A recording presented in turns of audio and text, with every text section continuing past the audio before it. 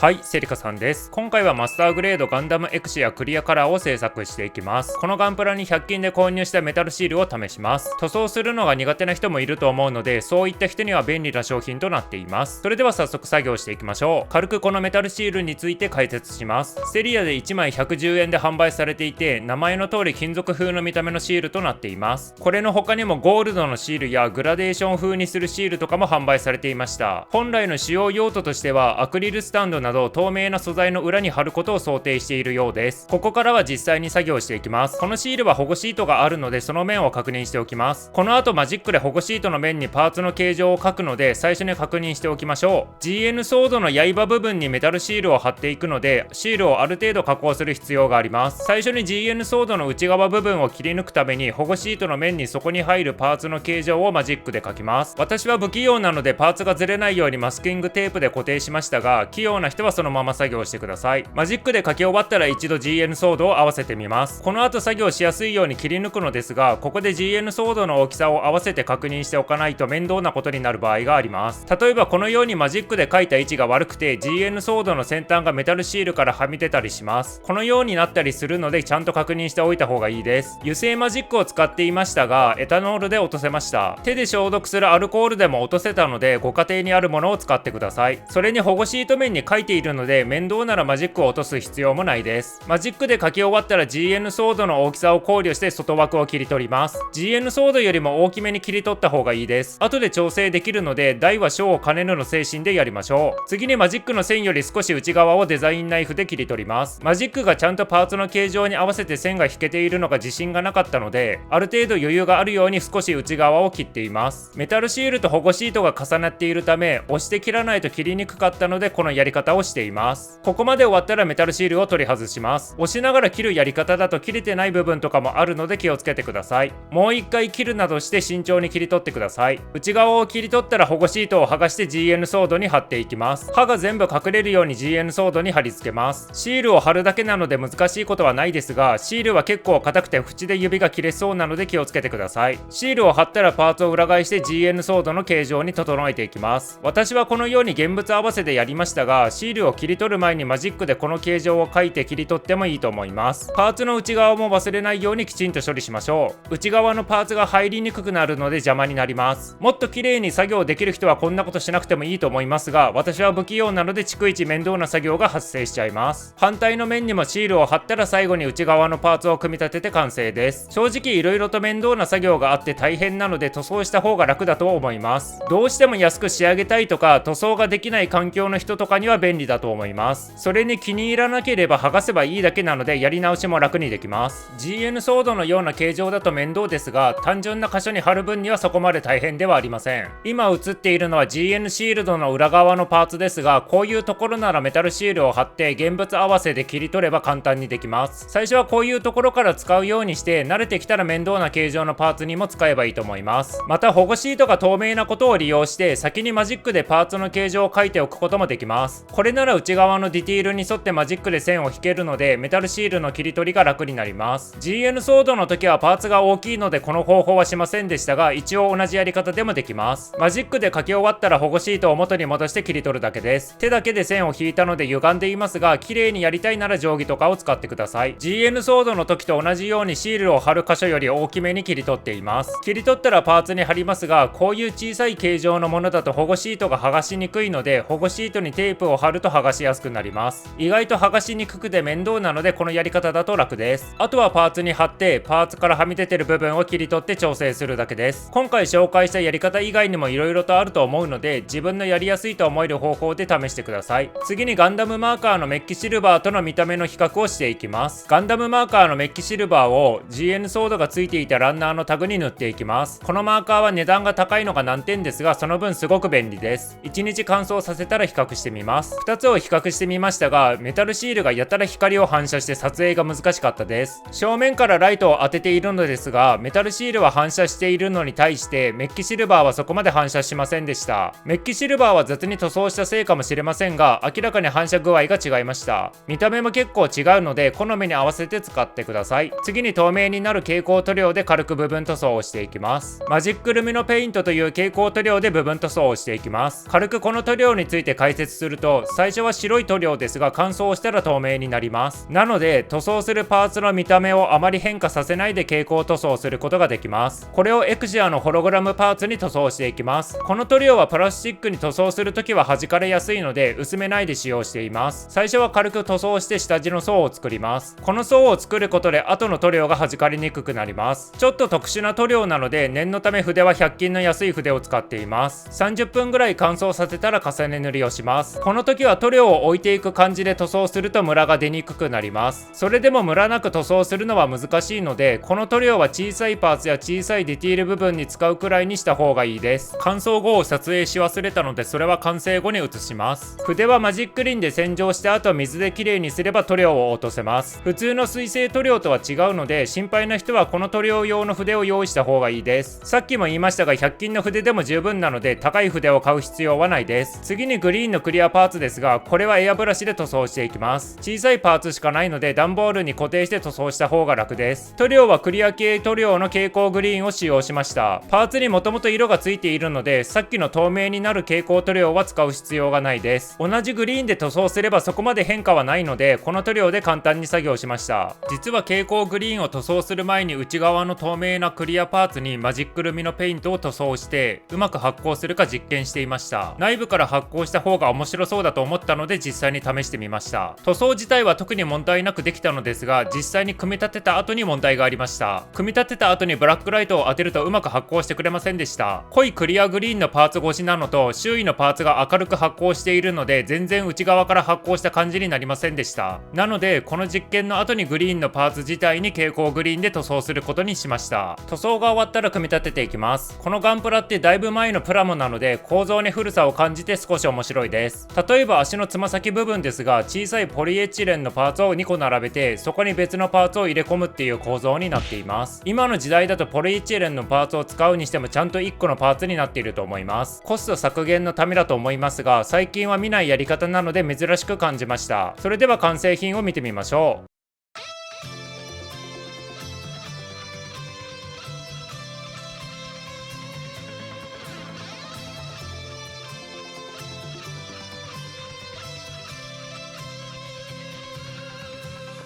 今回の動画はメタルシールを使うことがメインの内容なのでそこまで改造はしていません。なので素組みでの見た目の参考にもなります。エクシアの基本カラーをそのままに外装パーツだけクリアパーツとなっています。余談ですがこのガンプラにはイグニッションモードっていうバージョンもあってエクシアリペアも選択式でできました。そっちのクリアカラーとかも出てほしいです。ブラックライトを当てると主にホワイトのパーツが発光してくれます。それ以外は発光しないので今回は一部パーツに蛍光塗料を使いました。全部のパーツに塗装しちゃうと明るくなりすぎて目立たなくなりそうだったのであえて一部パーツだけにしておきました。ここまで見てくれてありがとうございました。このチャンネルではガンプラをメインにいろいろな実験をしながら動画を投稿しています。チャンネル登録前に他の動画も見ていただけるとプラモ作りの幅が広がります。それでは次の動画でまたお会いしましょう。